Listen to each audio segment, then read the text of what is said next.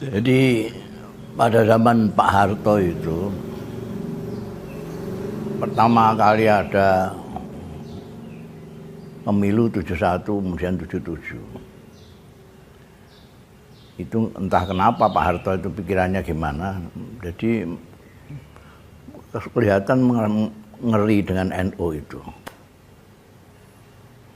Jadi ketika tahun 71 kalau tidak salah, pemilu itu 71 itu yang bisa nyaingi partainya Pak Harto itu cuma NU.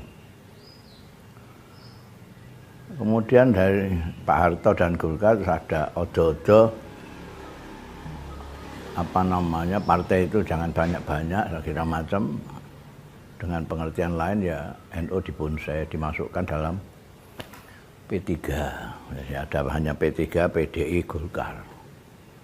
Jadi semua yang Islam masukkan P3, yang tidak Islam di PDI. Nah, gampang lah ngelawan.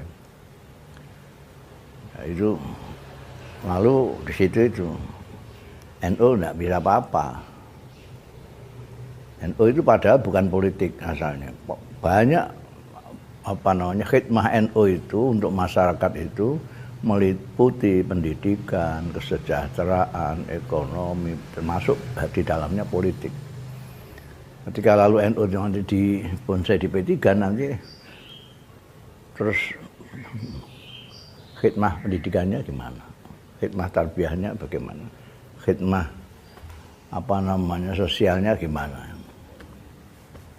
Maka lalu tahun 74-an itu NU menyatakan kembali ke Khitrah 126 itu. Artinya kembali utuh dengan berbagai khidmahnya. Sementara yang dititipkan di P3 hanya yang politik itu aja. Nah, ketika Pak Harto lengser, itu tidak hanya NU, yang lain-lain yang dari dulu kepengen bikin partai segala macam itu, wah, terus bikin partai karena partai-partai yang lawas-lawas yang sebetulnya seneng dengan partainya sendiri lalu harus kumpul satu karena Pak Harto lengser, terus seperti euforia. Waktu itu termasuk orang-orang NU yang merasa pernah sukses dalam tahun 50-an dalam berpartai. Itu lalu pengen bikin partai. Pada tahun itu saya masih ingat, saya nulis di Jawa Pos, euforia ini mengakibatkan orang NU kepengen bikin partai. Lalu saya ada 13 poin yang saya tulis sebagai persyaratan kalau mau sukses. Yang saya masih ingat yaitu satu. Partainya orang NU harus satu. Kalau lebih dari satu, maka tidak akan berhasil. Itu ingat saya itu. Mungkin bisa dicari di arsip Jawa Pos, itu ada tulisan saya itu 13 sebetulnya. Oke lah, itu yang pada waktu euforia untuk bikin partai. Lalu kiai-kiai yang dari awal memang kecenderungannya kepada politik, seperti Kiai Khalil Bisri almarhum, putranya Kiai Bisri, Kiai Idris, putranya Kiai Marzuki Lirboyo, Kiai Dimyati Kaliwungu, dan kiai-kiai yang paham itu rembukan berkali-kali, rembukan bagaimana mewujudkan keinginan, mumpung ini waktunya sedang orang pada bikin partai. Nah, mereka bikin partai PKB itu cikal bakalnya dari Rembang sini. Dari sini kemudian dibawa ke PBNU. PBNU untuk difasilitasi supaya diakui, supaya orang-orang NU tahu lah ini partai orang NU. Ketika di PBNU terus diambil alih oleh PBNU. Maka mereka-mereka yang mempunyai keinginan untuk bikin partai kumpulkan oleh PBNU, ya, kemudian dideklarasikan di Ciganjur. Pada waktu itu saya tidak hadir di Ciganjur. Memang nggak datang. Pada waktu deklarasi tidak datang saya. Saya tanda tangannya hanya karena setelah deklarasi itu Kiai Khalil almarhum dan Allah yarham Gus Dur minta saya supaya ikut tanda tangan. Ini saya anggap kakak saya dua-duanya ini, jadi saya ikut aja tanda tangan. Kenapa saya tidak datang di Ciganjur? Karena ada sesuatu yang saya tidak setuju. Karena saya mempunyai pikiran dari awal partai orang NU harus satu. Maka saya ingin semua tokoh-tokoh yang merasa ngerti politik, tokoh-tokoh NU maksud saya, masukkan saja jadi pengurus semua. Nanti toh akan di muktamar, akan ditintingi, akan dipilih oleh umat itu. Tapi nggak didengarkan, saya punya ide itu, sehingga akhirnya ada tokoh-tokoh yang mestinya dia senang politik, ini segala macam tidak diikutkan, maka lalu bikin sendiri. Allah yarham Pak Yusuf misalnya bikin PKU, ada yang PKN itu seperti Sukron Makmun. Kemudian yang di P3 lalu diam saja, tetap di P3 Maimun. Itu yang terjadi. Nah, saya bikin Anda gambarnya karena saya diajak kakak saya terus kalau ngerembuk soal ini ya. Ngerembuk soal ini saya diajak kakak saya. Bahkan ketika kumpul-kumpul itu saya kadang-kadang diminta oleh mereka untuk bicara gitu. Untuk bicara. Seperti Allah yarham Gus Yus itu memaksa saya, pokoknya saya harus ngomong ini. Ketika mereka sedang nyepakati bikin PKB itu, saya suruh ngomong.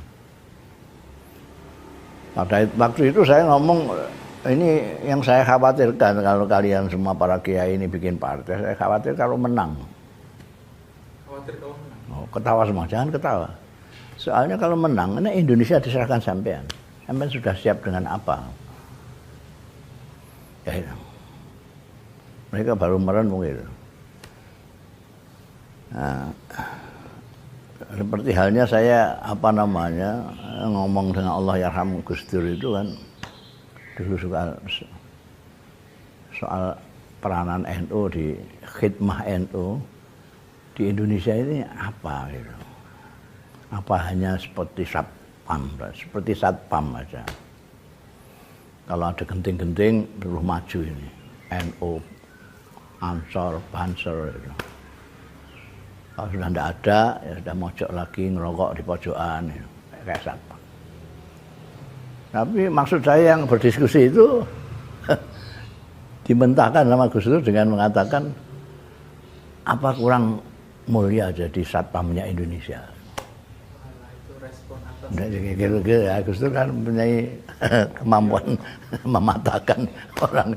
Jadi ya sudah, kalau memang cukup puas dengan jadi satpam ya, nah itu bagus, sudah mulia sekali. Ketika Gus Dur kemudian jadi presiden, dia bingung cari menteri, cari pembantunya. Dapat paling-paling Pak Tolkah, gitu. Sementara Pak Hami sudah sakit. Lalu terus Alwi segala macam itu ditarik-tarik. Itu saya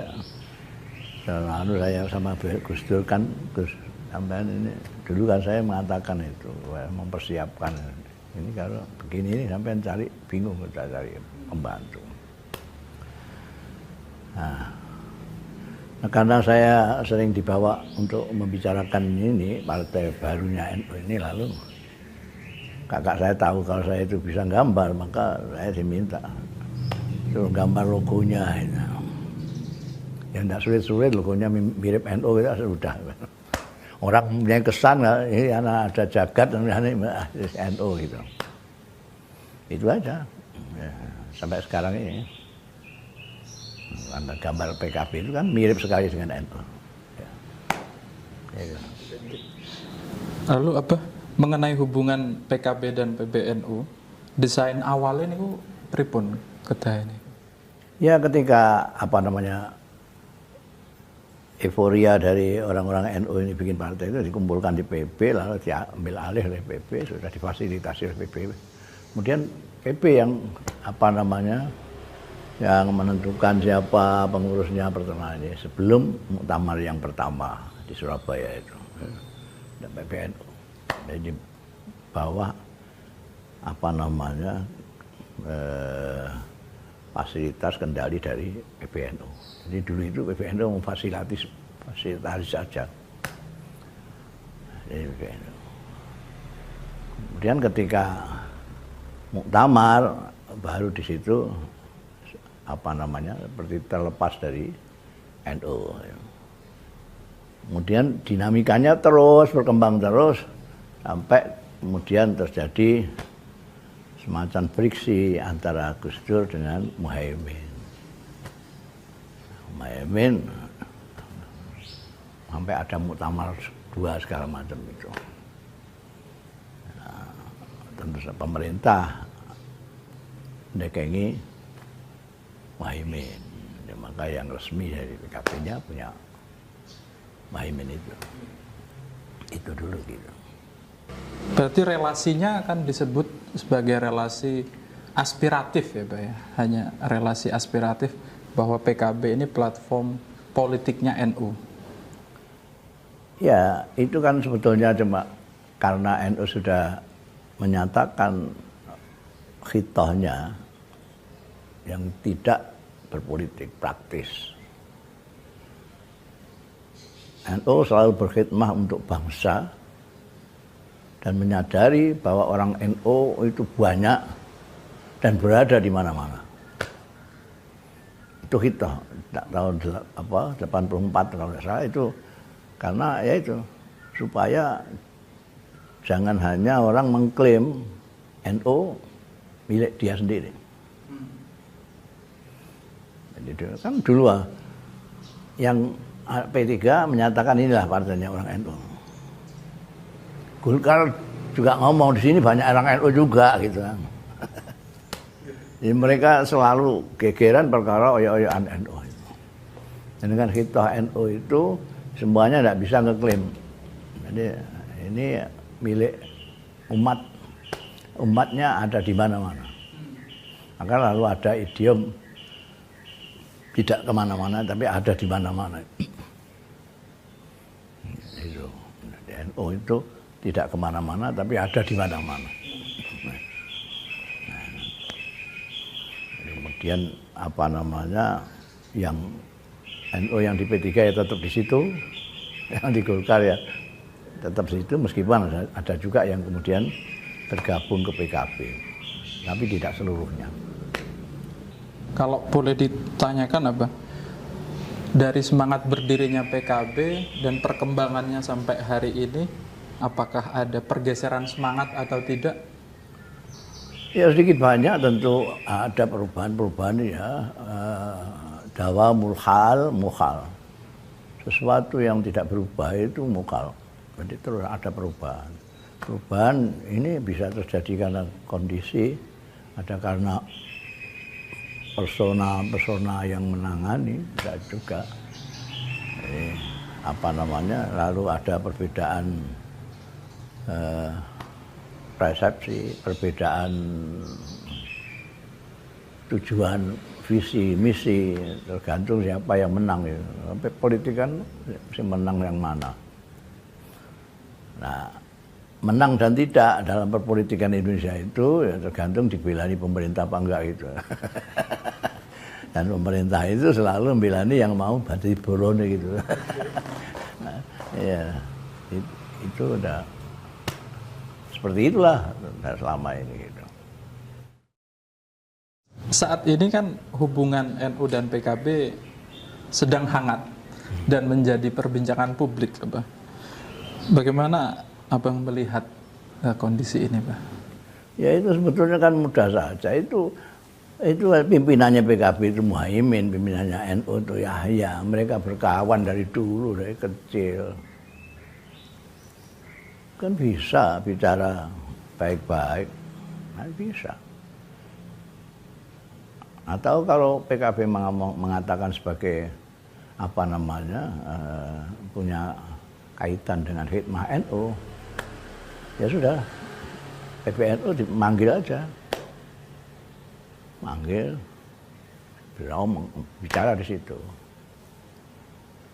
Kalau memang betul-betul kepentingannya untuk umat, terutama umat Nahdlatul Ulama, karena di dalam khitah NU itu di sana disebutkan khidmahnya tidak hanya untuk warga NU, tapi untuk semua rakyat dan masyarakat Indonesia. Hingga mestinya semuanya berpikir dengan orientasi itu. Ini untuk kepentingan siapa? Untuk kepentingan masyarakat NU, masyarakat Indonesia atau tidak? Kalau iya, baiknya gimana? Kalau tidak ya sudah terserah. Karena dari awal kita itu khidmah kepada masyarakat, umat NU maupun yang tidak NU, yaitu masyarakat Indonesia. Ya, sekarang kan tidak seperti itu. Politik praktis itu kemudian kendalanya adalah kepentingan-kepentingan yang sekelumit, artinya kepentingan sendiri, kepentingan kelompok, bangsa gitu-gitu itu yang menghalang-halangi kita mencapai tujuan yang mulia dari awal. Upaya untuk mempertemukan atau memanggil waktu itu pernah dilakukan oleh PBNU, Bapak. Cuma tidak terrealisasi, tidak hadir waktu itu. Itu kalau tidak berhasil diserahkan Suriah. Mengendali di NU itu yang tertinggi adalah Suriah. Suriah manggil, kalau nggak manggil ya sudah. Berarti sudah tidak mau dengan NU gitu saja, sudah. Kalau masih mengaku sebagai orang NU, ini Suriah sudah manggil, nggak datang. Berarti sudah balik loh sama kiai-kiai NU.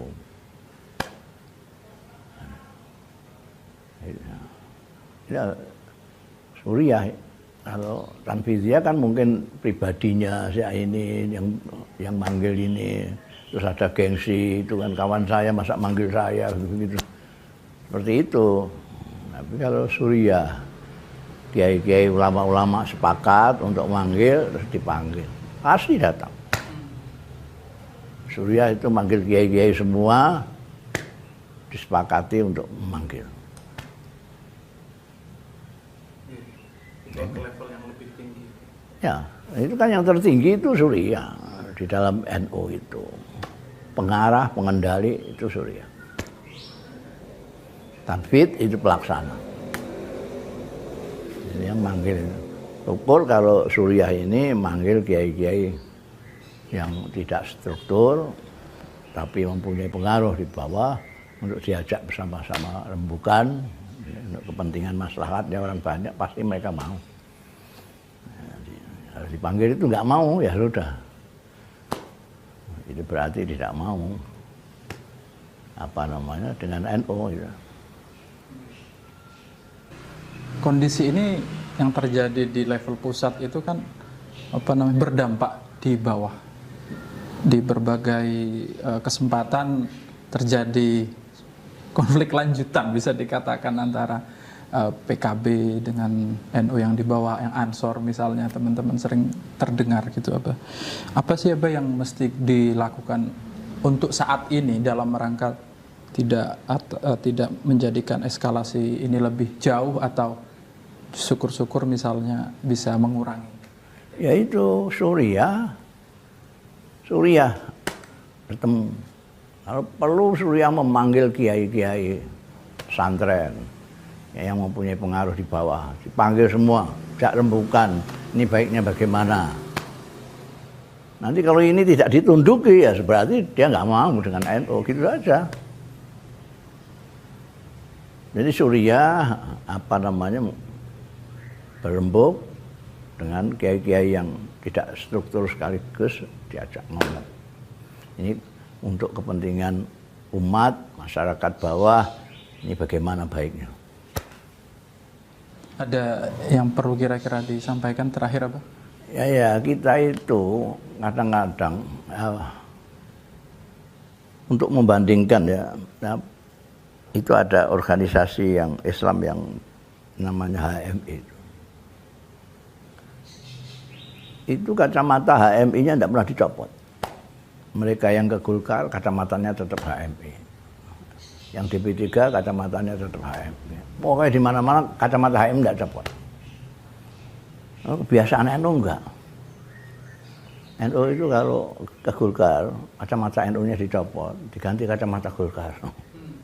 Kalau di P3 kacamata NU dicopot, ganti. Di mana dia berada itu kacamatanya dipakai, kacamatanya NU dipakai. Sehingga kalau kacamata saya kacamata Golkar, kan Anda kacamatanya P3 udah enggak kelihatan NU-nya lagi. Tapi kalau HMI enggak, dimanapun mereka lalu bisa berembuk satu sama lain. Itu saya sudah menjadi saksi mata. Jadi ketika MPL disebut sebagai ijo royo-royo itu semua kiai banyak yang sana, orang Islam yang NU yang tua ada di sana, Kiai Ilyas, ada Kiai Maimun, ada Kiai Khalil, yang muda banyak sekali yang di Golkar, Slamet Effendi Yusuf, ada yang di P3 seperti Nazir Muhammad, ada yang di PDI segala macam. Itu kalau orang NU dia mau bersalaman saja di ruang sidang paripurna itu, dia harus noleh-noleh dulu. Jadi anak muda NU yang di Golkar mau salaman dengan Kiai NU yang di P3, dia harus noleh-noleh dulu. Aman nggak? Ya, aman nggak? Kalau ada, soalnya kalau ada seniornya misalnya di Golkar, dia akan ngomong, wah reuni nih ya, gitu. Wah dia sudah. Tapi kalau HMI enggak, mereka ngeriungi Allah yarham Nur Khalis itu biasa ya. Berapa? Yang di Golkar berapa ya? Wah, di P3 banyak ya. Nah, PDI ada berapa? Di depan orang banyak, di ruang sidang paripurna mereka santai aja karena mereka semuanya pakai kacamata HMI. Itu perbedaannya ya. Nah, kita kan organisasi kita itu memang lain dengan organisasi modern, namanya saja organisasi, tapi sebetulnya tidak modern-modern betul. Karena kalau organisasi yang modern itu ada beberapa orang, beberapa kelompok mempunyai misi yang sama, tujuan yang sama, lalu mendirikan organisasi. Kalau NU kan enggak. NU itu sudah ada masyarakat yang kelakuannya sama. Di Jawa Timur ada kiai dan santri, ada simpatisan kiai. Di Jawa Barat juga begitu. Mereka itu ngumpul sudah ada, jamaah ini sudah ada. Baru diwadahi dengan jam'iyah. Problem yang sampai sekarang itu nggak selesai-selesai adalah bagaimana mengatasi isi yang tradisional dengan kulit yang modern itu ya. Jam'iyah dan jamaah itu. Dari dulu saya ngomong begini sejak tahun 90-an atau sebelumnya sampai sekarang masih ada gap itu antara jam'iyah dan jamaah. Dan dari segi budayanya masih budaya jamaah. Belum menjadi organisasi yang modern, belum menjadi jam'iyah. Kalau jam'iyah di atas ini, tidak usah Rais Am ya, ketua umum aja kalau menyatakan begini, bawah harus begini semua. Itu organisasi modern. Apalagi kalau yang ngomong Rais Am, puasa mulai besok, semua besok. Sekarang bisa begitu enggak? Ternyata PP begitu, wilayah bilang Itu namanya masih jamak, belum organisasi. Itu harus diselesaikan dulu. Dulu yang mau menyelesaikan, Allah yarham, Kiai Mahfud Siddiq, nama Kiai Wahid Hashim Asy'ari. Entah bagaimana kehendak Allah Subhanahu wa taala, mereka dipanggil muda sekali. Kiai Wahid belum 40. 40 sekarang masih Ibnu. Itu apa namanya? Jadi saya mikir-mikir, Gusti Allah memang tidak ingin NU ini modern sekali, tidak ingin. Ya sudah begini inilah, modern agak tradisional. Atau tradisional yang agak modern gitu. Di mana-mana kan gitu. Jadi kayak orang desa ke kota lah. Dasian tapi kaos kakinya masih kelihatan, lorek-loreknya itu selera desa. Ini kan PBNU juga berupaya untuk melakukan itu ya. Apa namanya? Modernisasi, proses modernisasi. Iya, dia NU harus pelan-pelan karena kita orang banyak dan itu dianggap, kalaupun dianggap problem, itu problematika yang sudah lama. Jadi ya pelan-pelan, nggak bisa kesusu itu malah nggak jadi semua. Ini berarti tantangannya ini membuat organisasi menjadi lebih modern. Masyarakat itu kan berkembang sesuai zaman. Maka yang akan menghormati masyarakat, yang akan khidmah kepada masyarakat juga harus berkembang. Nggak bisa. Model zaman kuno dibuat mengatasi masyarakat zaman sekarang. Nggak bisa. Jadi yang berubah masyarakat, tapi yang mau berkhidmah kepada masyarakat harus berubah juga. Kalau enggak ya enggak jadi. Harus mengikuti zaman juga. Gitu. Makanya ada makalahnya Gibran itu kan, Khalil Gibran itu, anakmu itu bukan anak zaman, anak zamannya, bukan anak zaman. Karena anaknya zaman jangan lalu kita perlakukan seperti kita. Artinya apa? Artinya karena masyarakat ini berkembang terus sesuai zaman, maka yang akan berkhidmah untuk mereka harus juga menyesuaikan zaman. Kalau boleh dicontohkan apa yang paling terlihat tidak kompatibel atau berubah saat ini, tantangan di masyarakat yang belum terjawab oleh NU apa kira-kira?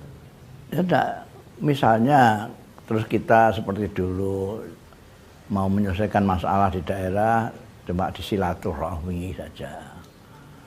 Dulu ada kedengaran di sini ada Kiai Mahfud Siddiq datang sowan kiai-kiai. Selesai. Ini gimana kok saya dengar begini. Katanya panjenengan kiai tidak setuju dengan adanya datang. Oh, enggak. Ya sudah, sekarang diadakan pertemuan saya nanti yang pidato. Selesai. Macam itu.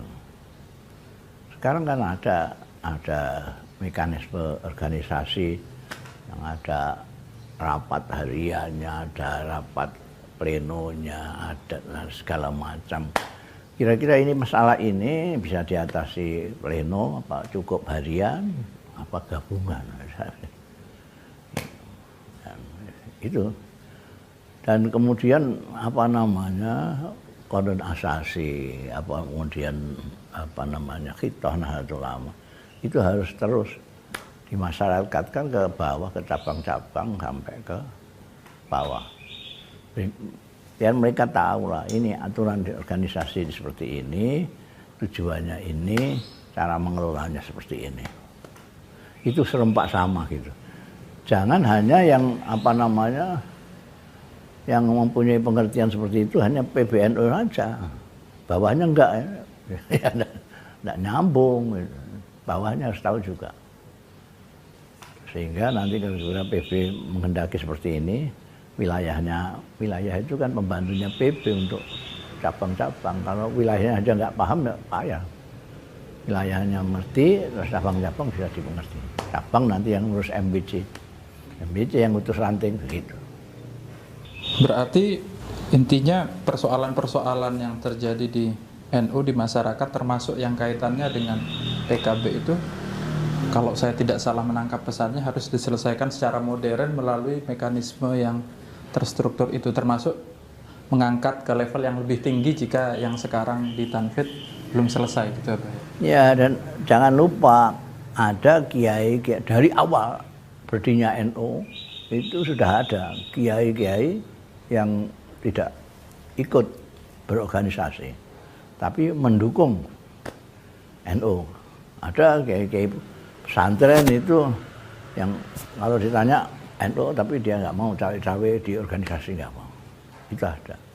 Dan itu harus dihargai juga, diajak bicara. Kiai-kiai yang masih mempunyai pengaruh di bawah diajak bicara sama Suriah itu. Ini ada permasalahan begini. Jangan merasa bahwa kiai di struktur ini lebih tinggi dari kiai-kiai yang tidak di struktur.